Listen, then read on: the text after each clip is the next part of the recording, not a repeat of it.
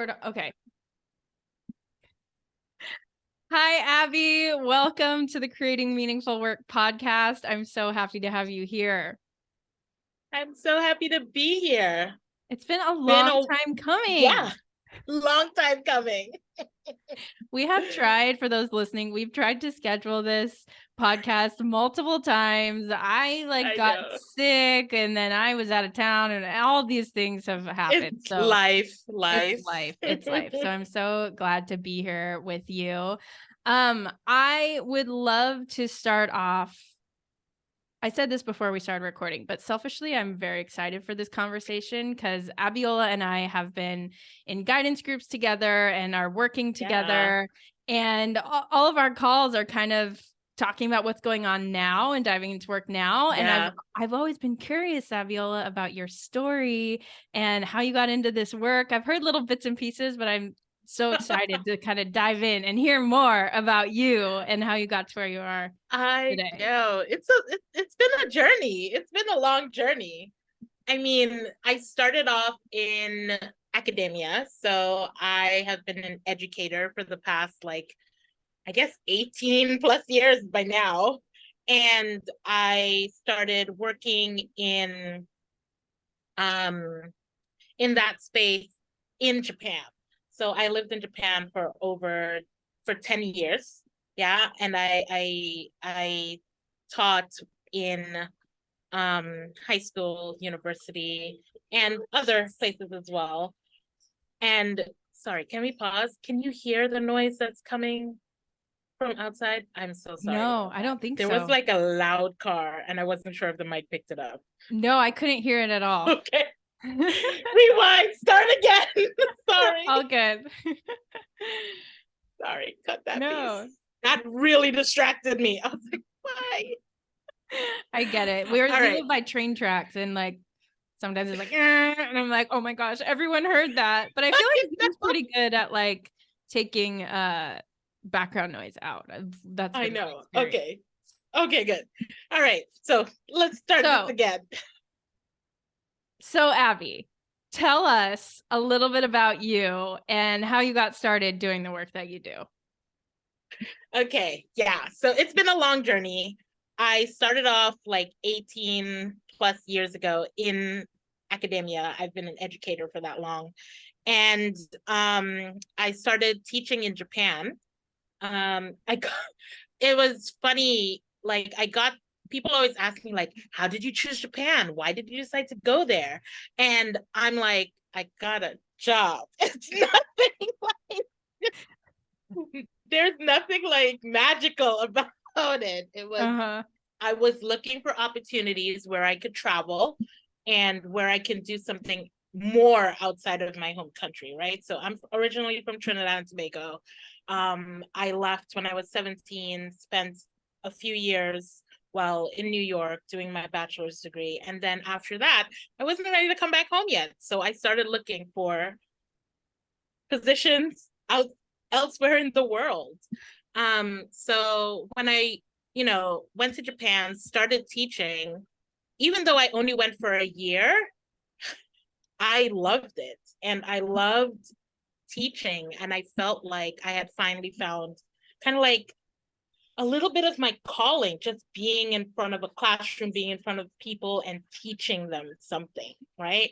And my career kind of snowballed from there in terms of like doing my first master's degree, then jumping into university counseling and really working with students who were thinking about exploring, like what I did, higher education outside of their home country. And I also ended up working with a lot of students who were what we call in the space returnees, meaning that they came back to Japan after living in an English-speaking country for some time, right? So they came into this culture that they didn't really know, that they didn't really understand, and they were trying to fit in.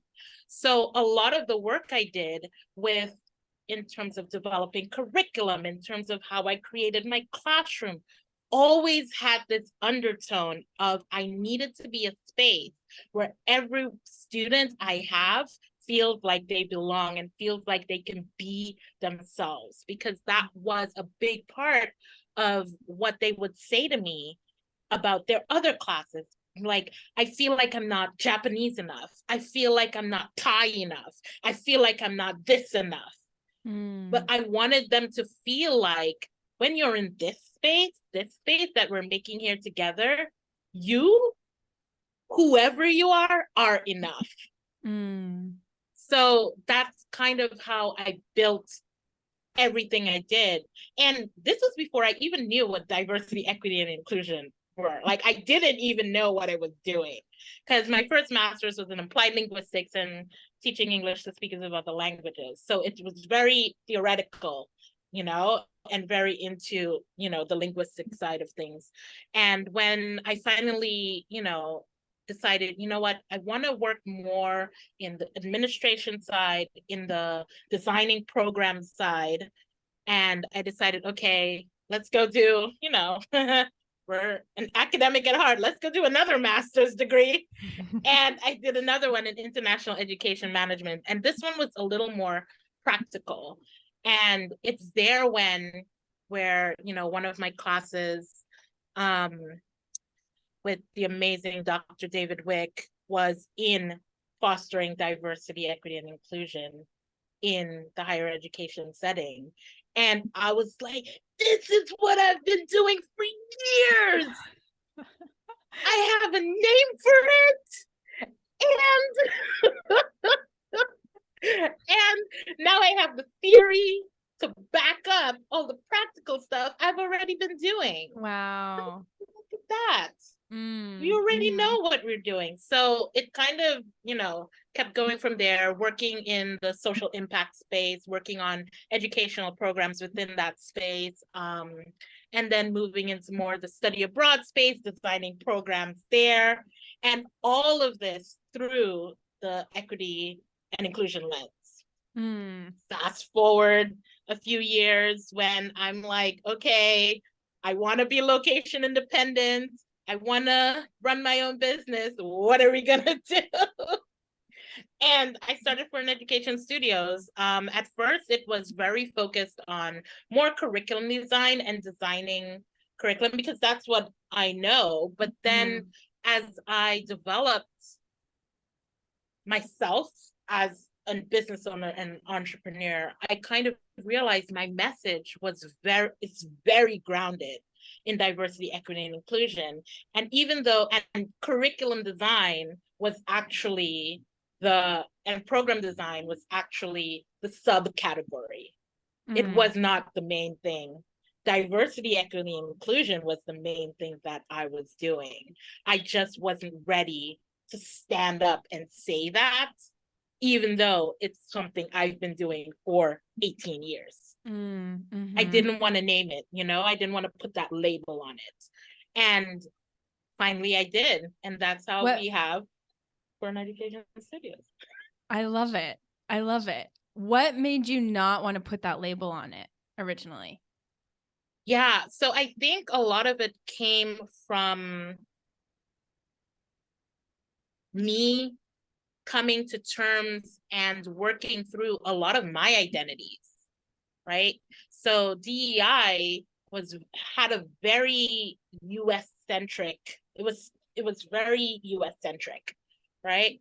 And for me, coming in with such an international perspective, such an intersectional perspective, that I did not think that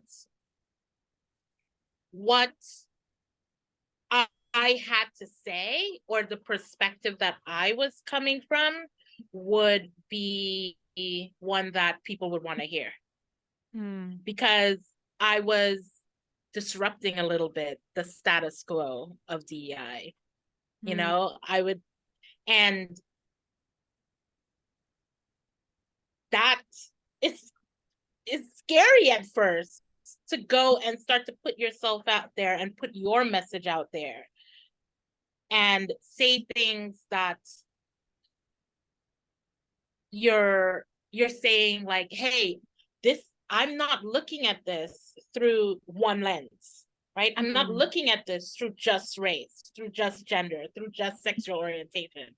I'm looking at this through that intersectional lens. I'm looking at this as a global problem or issue, or, you know, whatever term we want to add there, right? I'm looking at this through the lens of growing up in a colonialist society. I'm looking at this through the lens of living in a homogeneous society in Japan. I'm looking at this through working, you know, in dominant culture within the US, right? I'm looking at this through being the one who has been marginalized, you know, lived experience as well, being the one who has been marginalized in so many of my identities, from body size to neurodivergence to, you know, to how I look, to how I speak, right? All of that. I'm also looking at it from a person who has seen how it works within the educational system and have designed programs to ensure that these spaces are inclusive, right? So there's so many different perspectives. Yes, the lived experiences, but also the theoretical, the knowledge from, you know, all those really expensive master's degrees that I did as well, right? So that combination, and, you know, all of that. So it was something that I had to kind of work through for myself, to be like, your message is different, but just as important. It's okay for you to say DEI is not just about race. It's some people are not gonna agree, but that's okay, because you know why you're saying that. You know, it's okay to say that inclusion is not a goal, it's a journey. Some people are not gonna agree, but that's where you're standing. And that's my, you know, so yeah. Was there any moment that brought you to say, all right, I'm going to own this, and I'm going to say this, I'm going to use the term DEI. I'm going to embrace that I'm coming at this from a different perspective. And I'm going from, this feels really scary, and I don't know about this, too, like, no, this is the work that I do, and it's important, and like owning that. I don't feel like it was one moment. I always say a lot of my life has been the sum of my experiences. So I feel like when I entered into this, you know, on entrepreneurship space, I was coming into a space where, you know, I didn't know how to run a business, right? So I was coming in like, okay, I have to learn. And let's go back. I spend most of my life in academia. So when it comes time to be a student, I'm a student. Right? You know how to do that student life. I know how to do that student life. And I know how to, you know, so I absorb. And I think I absorbed a lot. And even though I was trying things at the same time, certain things weren't sitting right with me. I'm like, I'm trying this, but this is not sitting right with me. I'm like, this doesn't feel right. And I'm like, but why? It's working for this person, but why isn't it working for me? And I'm like, because it doesn't feel right. It's not going to work if it doesn't even feel right to do that thing, you know? And it took me a while to kind of, I guess, you know, to build that confidence, for lack of a better word of phrase. Like, it is what it is, to build that confidence, and not only confidence, but that trust in myself, and because I mean, trauma is a hell of a thing. And when, you know, you start doing like walking in these entrepreneurship streets, all those, trauma that you didn't even realize you still like had, they keep bubbling back up, saying hi. They do. Right? They do. And this, but I call my my doubt voice Felicia for y'all listening, and Felicia was loud in my ears, right? And I tried to say bye, Felicia, but sometimes you couldn't, because Felicia was trying to protect me as well during that time. And I think as the years went by and as I started to kind of own my voice and own and trust myself, right? And I didn't do it alone. I had, lots of support, guidance group, my business coach, my colleagues, my therapist, lots of family, lots of support around me. And I think that kind of someday something that's flipped in my brain, and I was like, this is it. We're saying that. Yes, we are. And it's still happening. We're saying that. Yeah. So you talk about taking inclusive action, and I'd love for you to dive into what that means. What does inclusive action mean?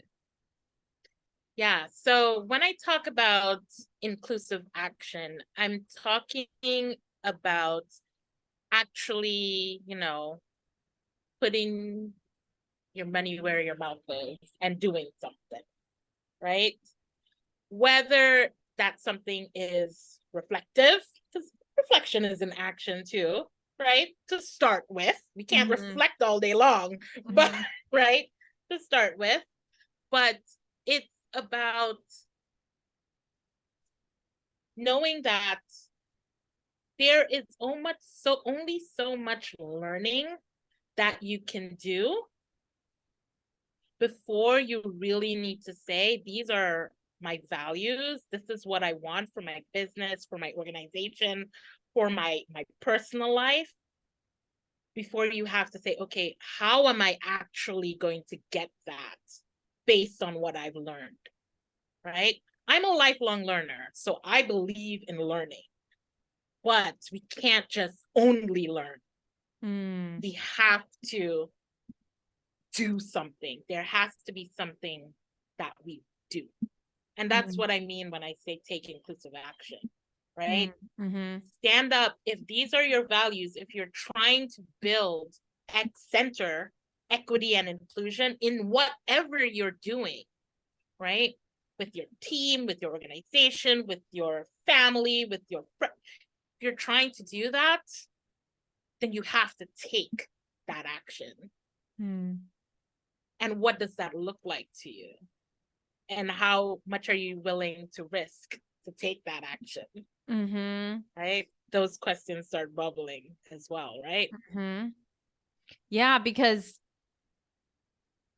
I'm saying this cautiously. I don't want to necessarily say it's easy to read and to, educate yourself. Maybe easy is not the right word, but it's one thing to do that.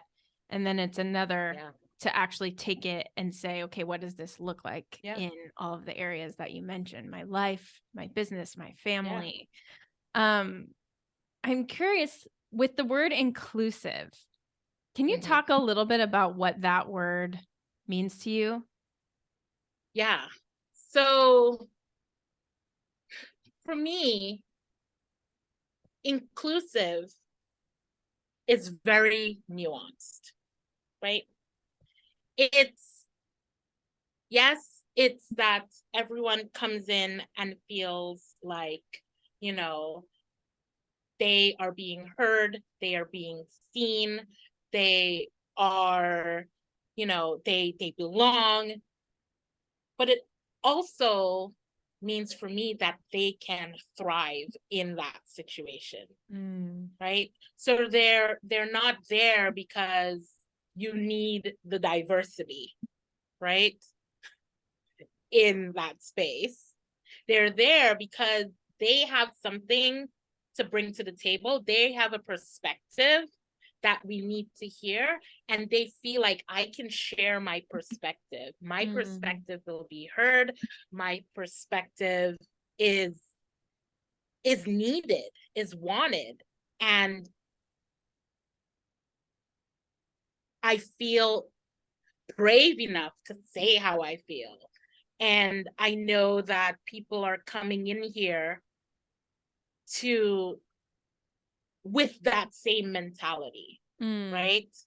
So it's very new. I feel like I don't have like a one line definition. I like it's that nuanced approach to building a space where people, can do those things. So Yeah, that makes total sense. What do you see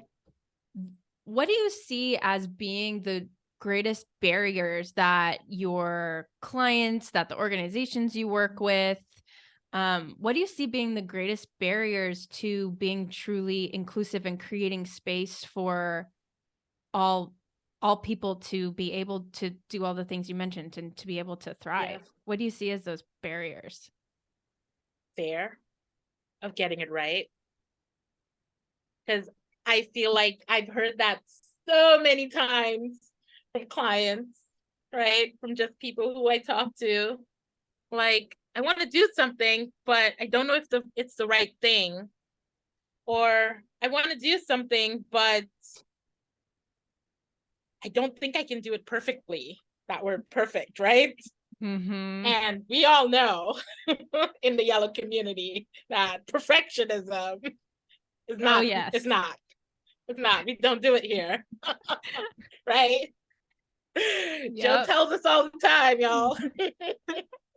Because I talk about it all the time because it is so hard for me. And doing this work and working with you, oh my gosh, my perfectionism, I have had to like name my perfectionism self too. Like like Felicia, you're talking about like Jennifer for me. She comes out and she's like this. Oh wait, no, Jessica. I have Jennifer and Jessica, and they kind of like Jessica's the like perfectionist one, like needs to be good. Jennifer's like, they're kind of like my passive aggressive sides.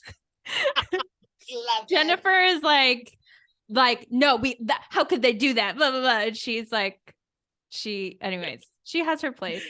But yeah, the perfectionism is such a big thing. And I have since learned that perfectionism is a trait of supremacy culture. And oh my goodness, is that ingrained in myself? Just this desire to get it right and this fear of getting it wrong, the fear of stepping out. Okay. Like, and also, which you talk about this not having this end goal, right? Like you talk about inclusion as a journey and not an end goal.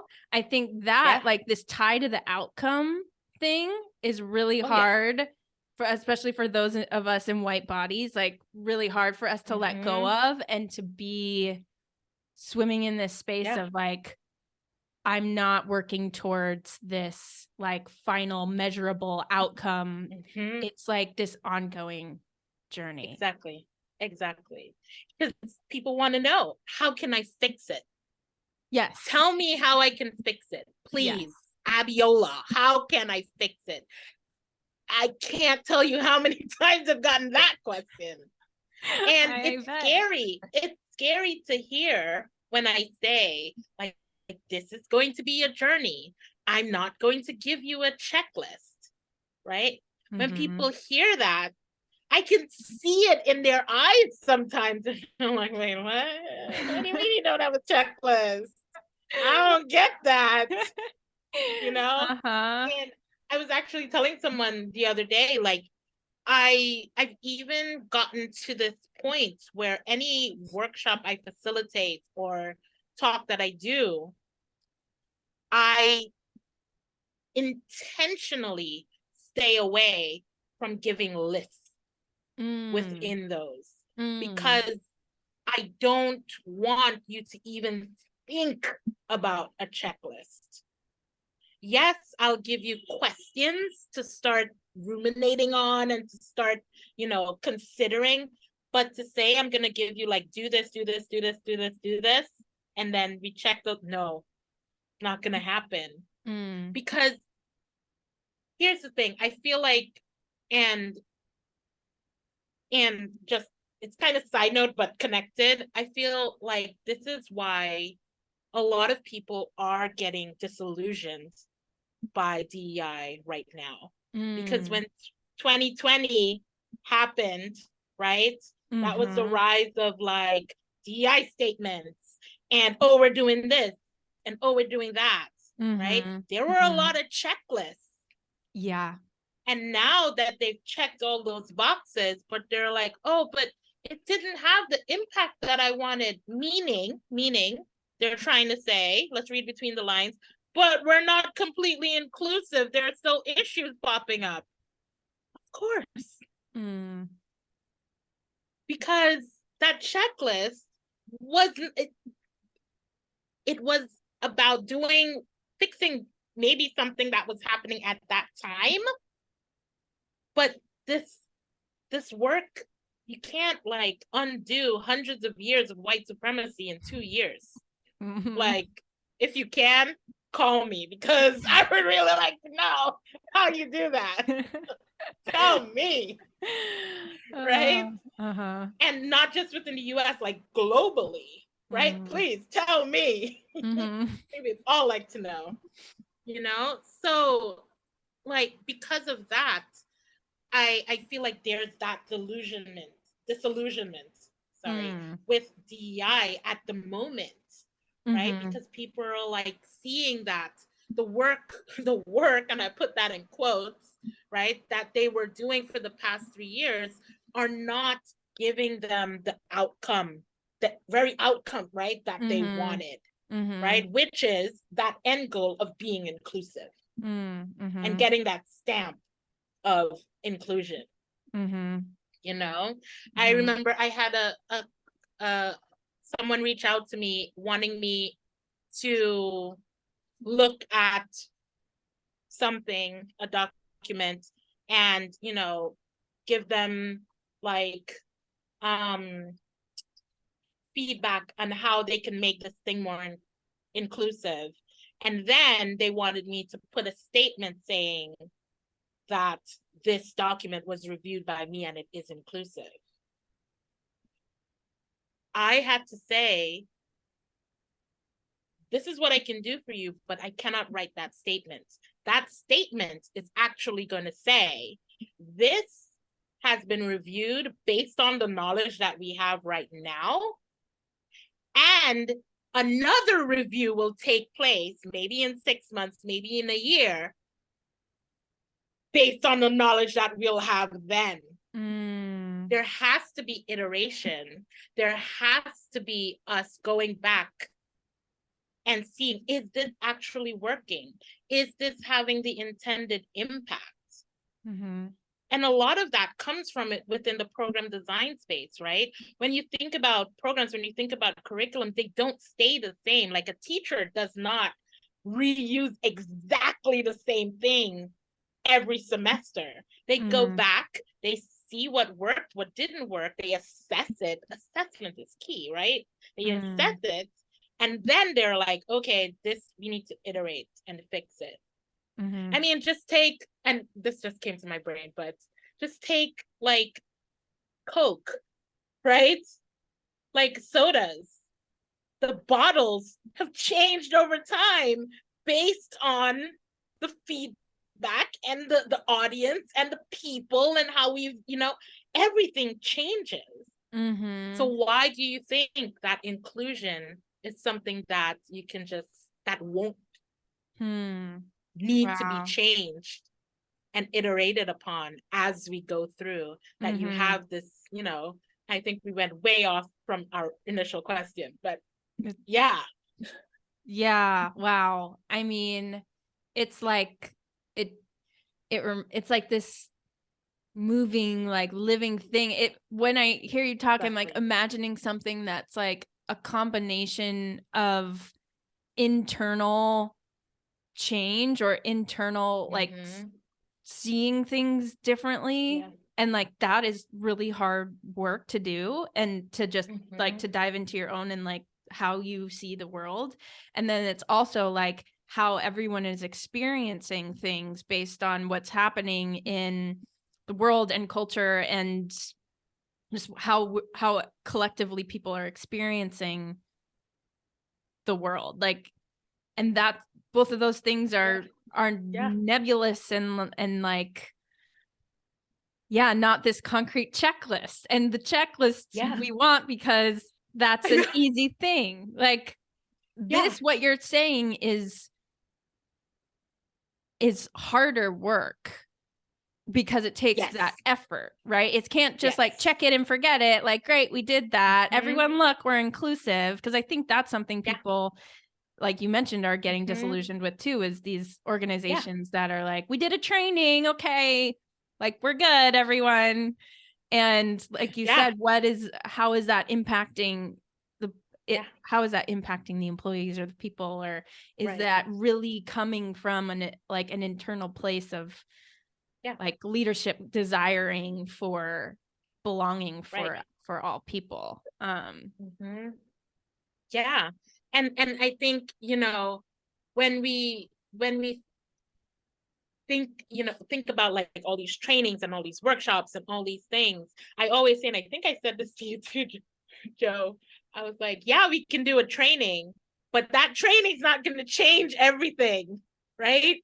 It's more of to build that foundation, to make sure everyone is on the same page, right? But then people have to go out and do their individual work too. And that's where the hard comes in. Yeah. Like, or it's not like, I feel like, especially from an organizational standpoint, like you cannot expect people to walk into an office and suddenly be something that they aren't outside of the office, right? They can present that, yes, but that other piece is still part of who they are, right? That perspective from outside the office, it still makes up a big part of who they are. And it influences how they look at things. They may not even realize it, but it does. So without that internal work as well, that personal work, I always say it's personal and professional. It's not one or the other. You can't just have it within your office and not have it in your life too. It has to be part of the DNA of what we do and how we walk. And as I said, we're not perfect. So it's gonna take time. It's gonna take correcting yourself. It's gonna take hearing someone maybe correct you. Do you know how much it's taken me to stop saying, hey guys, in my life? Because it's just ingrained. And I have to catch myself on it and be like, no, I mean, hey y'all, or hey peeps, or hey, I have to call myself on it. And sometimes it's in a space where you're like, oh, I don't want to look like I don't know how to speak or something like that. But it's okay because I know that that's not what I want to say. Right? I'm trying to create this space. So this is what I need to start flipping that switch in my brain for some, as an example. Yes. We've talked about this before, the you guys thing. I mean, it is so in my head. Even with my kids, I have a little boy and a little girl, and I'm always calling them you guys. I'm like, guys, come on, guys. And then I've started to say kids, like kiddos, come on, kiddos. And I'm constantly still doing it. It's so ingrained. And I think even just this small example of like me saying kiddos or kids, oftentimes it does feel weird because it's not that. It's just not the ingrained thing for me to say. So it feels strange. And I think that leads to, that's a very small thing, but it does feel uncomfortable to dive into this work. And I'm speaking you know, from my perspective as a cis woman in a white body, I very much feel that it's just diving into this discomfort that is not easy to do, but what a gift it is. Like, what a gift to be able to, because it's a journey with ourselves as well, right? It's a journey, like 100%. I feel like I'm learning how to, that perfectionism Jessica self, like I'm learning how to let her take a rest, like, you know, and that filters into just everything that I'm doing. If I am able to learn how to let go of perfectionism, it's just such a gift. So it is. It's hard, but it is very hard. Things. We can do hard things. We can. You talk about leaving grand gestures behind and small action steps that you can actually commit to, that you say can actually have a bigger impact in the long run. Can you talk a little bit about that? Yeah. So I say this a lot because I feel like it's a part of how like society has kind of made us feel, right? Like these grand gestures means that we're like for things, that we're like, we go all out and we're doing all the things. So like once we do this big thing, we're making a statement, right? We do it with, you know, when we do it for like, I don't know, for proposing to someone, when somebody wins something, you know, we love these big grand gestures. But a lot of the time, those within this work, those grand gestures have nothing below them holding them up. They're missing the foundation. They're missing the little pieces that will actually make the grand gesture of it all stick. Right? That's one thing. The other thing is the grand gestures are the thing that scare people even more, because they're like, I can't think of what's this big thing I should do to let everyone know that I center equity and inclusion. Like, how do I even do that? Right? How am I going to save the world? That's usually where it starts to go. But this country is fighting, and this place is doing, and this is happening in this state, and this law is being passed, and you start to get like that feeling of overwhelm, frustration just starts to like come into you, and then you're just like, you know what, maybe somebody else will take it, and you just like put down your head and be like, deuces, I'm out. I think I hear my grandma calling or something, right? So it gets to that point, which is why I always say, when we start this work, we're looking at your orbit. That's where we're starting. We're starting within this little space here. You know, do you know that the movie Dirty Dancing? This just came to me. This is your dance space. This is my dance space. We're starting in your dance space.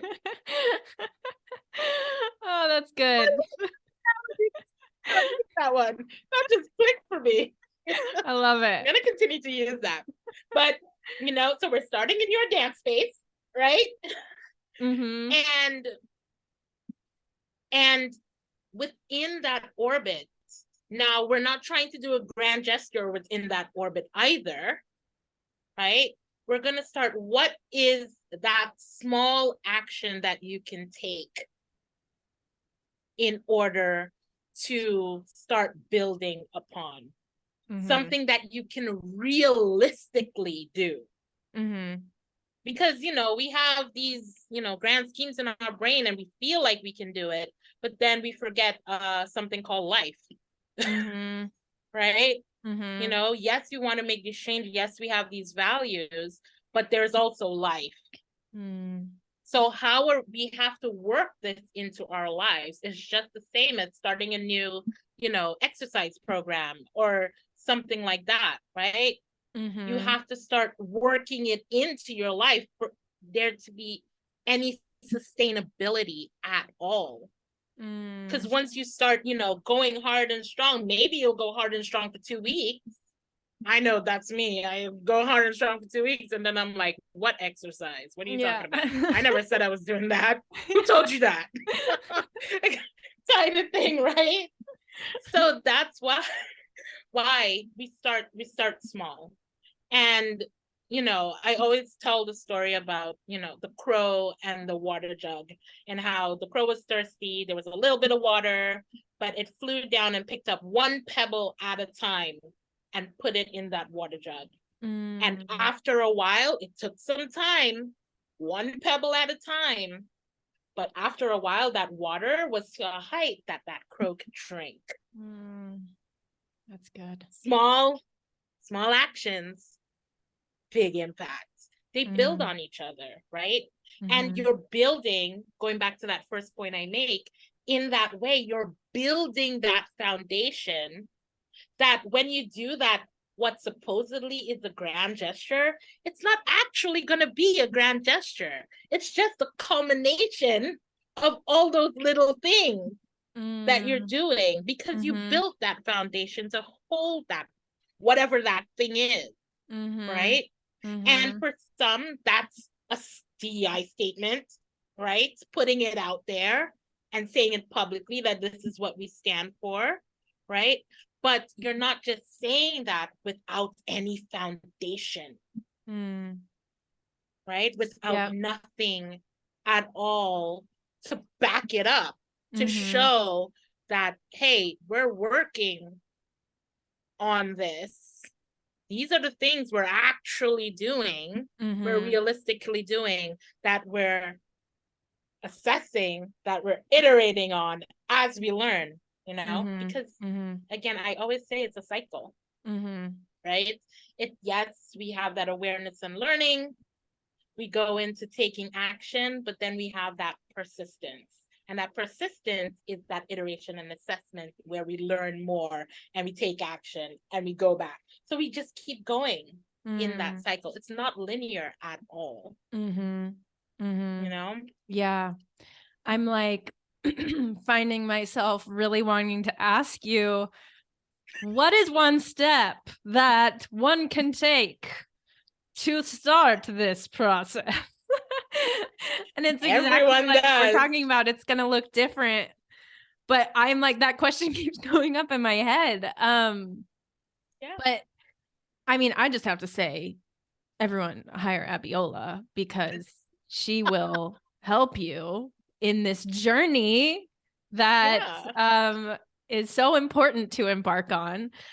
I also, gosh, I have so many more questions, and we're just got a few more minutes here, but one, I just want to ask you, how do you take care of yourself?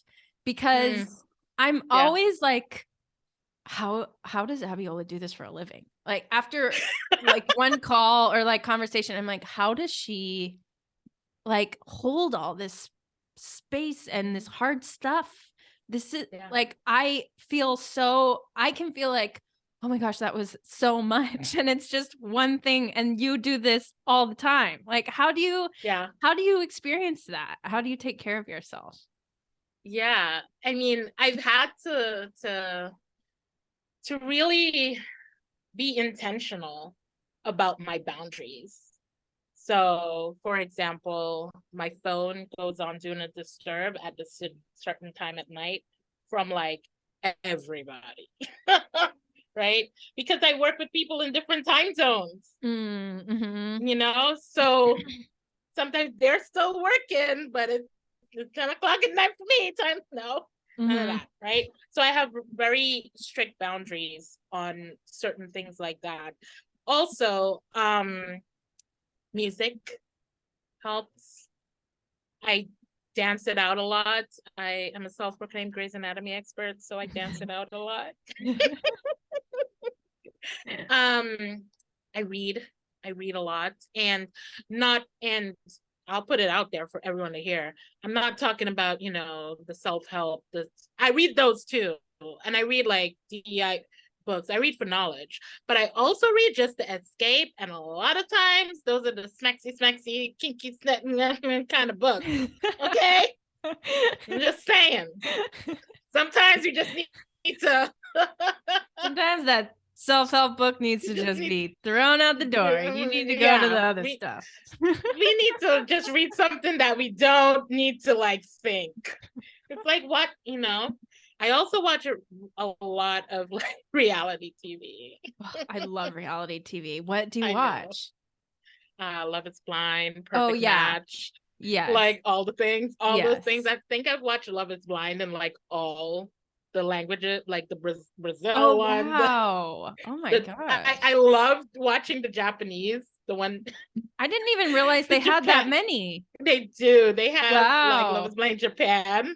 And I loved watching it just for the subtitles because I speak Japanese. So I'm looking at the subtitles and I'm like, that's not what they said. Oh my gosh. Because it's the nuance of the word, right? Yeah. It's not easily translated into English. Like even I can't translate it into English, right? But I'm like, I get what they're trying to say, but they don't have the like effect. Yeah. But it's always funny to watch that. That's hilarious to see that. But yeah, gosh. so different things like that. Also just like, family time, things like that. My niece and nephews, they helped me. I feel like, and therapy is another way I take care of myself.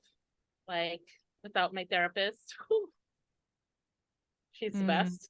And I also think, and people don't talk about this, but I'll put it out there. Sometimes I just need a good cry. And I have this one episode of Grey's Anatomy that it's the musical episode for anyone who's interested, that is a surefire way to make me cry. Like, and you're just like, when I need to cry, I watch this episode. I'll put that episode when I need, and I can't, like, sometimes it's just stuck, right? Because we're trying to be like this strong, like the independent, blah blah blah, all the things, that they put on us. That by the second song, done. Wow. Crying. Wow. We all need that show. Yeah. What mine is. I know it's that release, right? We need some kind of like emotional release, and that's what it does for me. Because sometimes it's not easy, but this is me doing the hard stuff, right? Practicing what I preach and walking the walk, right? Because it's not easy, and it's not easy to stay objective in a lot of these places, but this is what I need to be in order for us to keep moving forward in this journey. Because in order for us to see that ripple effect, right? Because that's why I do this, because I love seeing that ripple effect of everything that I do, of what I put out there, So, yeah. This is my last question. What is the world that you imagine? Like what do you have like a vision of something that you can imagine our world could move towards? Like what is your most beautiful image of the world and what you are stepping forward and working to bring to life? Wow. That's a question right there. I've been just thinking about this idea of imagination and how, and partly because our conference theme is wonder, and it's all about like imagining, and it's, maybe it's never gonna happen, especially probably not in our lifetime, but I think there's so much power in imagining something different than what is current reality, and can help us continue moving forward? Yeah, I think for me, and maybe this is also my like realistic brain kicking in, but what I do imagine is for everyone to actually be doing the individual work, right? Because then that individual work that we're doing spills out into community. I was just talking to someone about this earlier. Spills out into community because now we're all doing it. So it has that ripple effect into community. And then within that one community, it starts spilling out into the system, right? But each person has to be doing it. It can't, if one person is not, then there's going to be breakdowns. So my image is that everybody is doing this work. So it's now starting to spill out into the system, and that system just starts breaking down. Brick by brick, it's just going. That's what I'm imagining, right? That's what I feel like I can see. May not happen in my lifetime, but that's what I want to see. I want to see that system just break down, and we start building up one based on all of that individual work where we're centering those ideals of equity and inclusion. Love it. So good. Oh, Abbiola, thank you so much. I am your fan for life. Like I'm just like, I feel like I'm just always like, Abbiola, I'm just so thankful for you. I'm just so in awe of you. I just love you so much. And so I'm just so grateful for this conversation. And I just appreciate you coming on and talking. And it's just, it's fun. I'm so glad we got to have this conversation, and I'm glad other people get to hear it too. Me too. Yay. Really quick, where can everyone find you? How can we work with you? How do we get in touch with you? Yeah, so you can find me on LinkedIn. You can just search for Abbiola Ballah on there, or you can find me on Instagram, Phern Education Studios. And I'm assuming these will be like in the show notes, so I don't have to spell it for you. No, yeah, go to show notes. The link will be there. Just click it. Okay. Yeah. Wonderful. Well, and you can also hop on my you can hello. Oh, you just froze. I think I froze. You're back now though. Can you hear me? I think I'm back. Okay. Yes. Right at the end. I know. Did you say hop on your newsletter? Yeah, I was gonna say hop on my newsletter. Okay. I'll hop on Abbiola's newsletter. We'll put a link in the show notes. You can click it, hop on the newsletter. I am on it. It's great stuff. And just hire Abbiola for your all your needs, consulting and coaching. She's the best. I do it all. She's amazing. Thank you, Abbiola. Thank you. Oops, I always do this.